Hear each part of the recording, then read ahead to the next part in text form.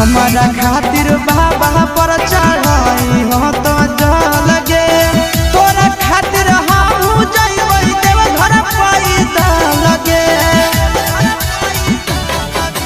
हमारा खातिर बाबा पर चढ़ाई हो तो जल गे तोरा खातिर हम जइबै देव घर पैदा लगे। आगे तो